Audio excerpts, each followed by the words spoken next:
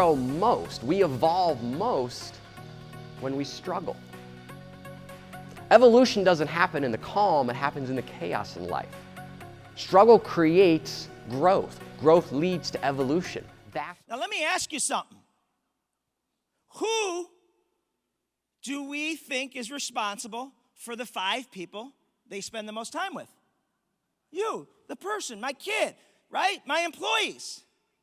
I agree with all that until I had an epiphany.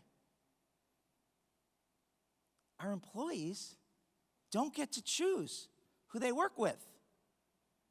And what if they're in a toxic environment?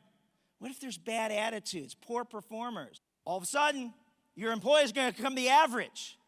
And so we got to take that as a burden of responsibility because our employees don't get to choose.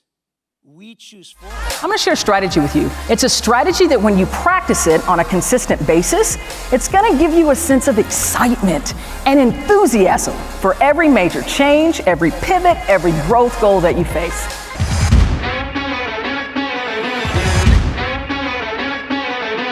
Any of you remember Ghostbusters?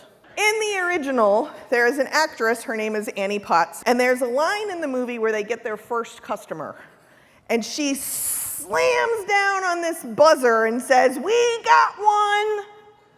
This is how most organizations do diversity. They know that you can't just hire friendly people and hope for the best, that you need to have some tools for them, you need to put some metrics in place.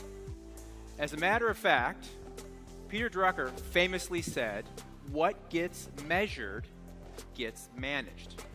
That is so true. I think so many of you will agree. I have a little tweak to this quote where I say, what doesn't get measured gets forgotten.